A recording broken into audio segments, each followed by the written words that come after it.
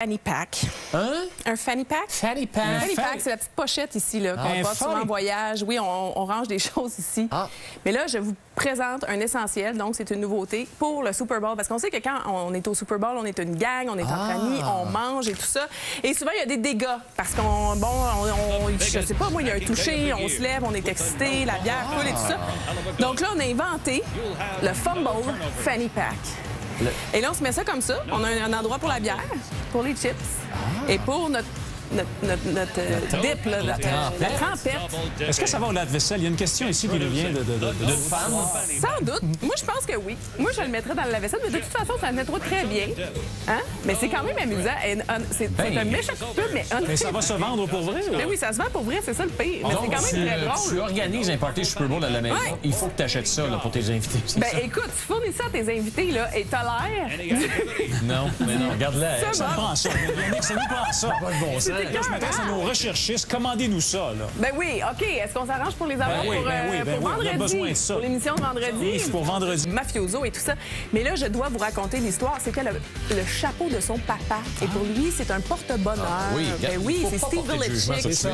Non, voilà. On a même failli lui ouvrir un compte Twitter au chapeau. Ça n'a pas été fait, j'ai vérifié.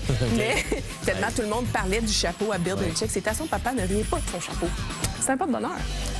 OK, Valérie, merci beaucoup. Oui. Je vous ai fait vivre des émotions. Oui, mais là, fin suivi pour la sorte de bretelle.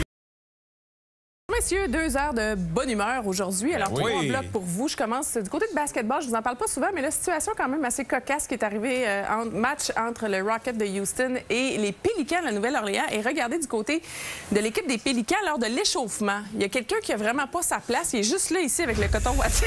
C'est un amateur, là, c'est un fan qui s'est pointé comme ça sur le court pendant plusieurs secondes pour faire l'échauffement avec les gars, mais on s'entend qu'il n'y a pas du tout. Il n'y a personne qui a approché le ballon. Ben, ça a pris quand même un certain temps avant qu'on réagisse et qu'on le sorte du terrain. Ça fait... Ben oui! Et puis là, ben évidemment, à un moment donné, on réalise qu'il ne mesure pas en haut de 7 pieds puis qu'avec sa bedaine de bière, ça marche pas du tout. Donc, on le retire du terrain.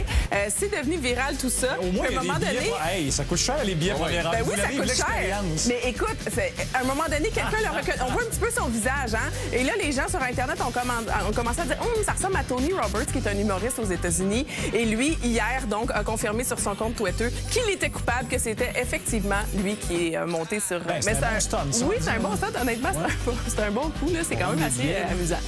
Floyd Mayweather, je vous en parle. Pourquoi? Parce qu'aujourd'hui, voici ce qu'il a tweeté. Oui. T'as pas vu ça passer, mon cher. Écoute, c'était partout.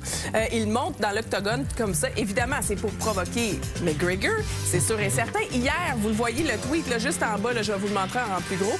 Ce tweet qu'il avait envoyé hier, le hashtag, le mot-clic MCM, généralement, c'est utilisé pour dire Men Crush Monday. Mais là, lui, il voulait l'utiliser dans Mayweather Crushes McGregor. Donc oui, il arrête pas de lancer des pointes à McGregor. Bon, Conor McGregor a répondu tantôt. Ah, c'est vraiment bon, continue de travailler, sincèrement. Mais on s'entend que s'il rentre dans un octogone, lui, il se fait démolir. Et là, ce qui me fait rire en plus de ça, c'est que si on regarde sa première publication, celle-ci, voilà, on y arrive. Est-ce qu'on peut la voir en gros? C'est surtout les réactions, justement, parce que tout le monde est comme « Mais ne fais pas ça, honnêtement, parce que tu vas te faire carrément démolir. » Mais écoute, on comprend pas le but pour lequel il fait ça. Justement, c'est pour faire réagir, c'est pour faire provoquer. Mais là, c'est parce que si tu veux un rematch, ben il va falloir t'entendre. Ça n'a pas de sens. Je veux faire jaser de lui, tout simplement.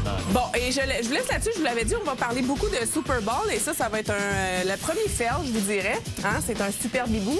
On pourrait le lire comme ça. Ça, c'est le premier fail, donc, qui est relié au Super Bowl cette année. J'en aurai d'autres pour vous. Pas nécessairement des fails, mais j'ai toutes sortes de petits trucs un petit peu plus tard. Entre autres, le chapeau de Bill Belichick qui a fait beaucoup jaser hier. Le quoi, là? Le chapeau. Ah, le chapeau. Vous l'avez vu en sortant de l'avion, il y avait un chapeau. Oui. Je vous raconte l'histoire tantôt. OK, Valérie. À tantôt. À tantôt. Bye-bye. À venir, le forum.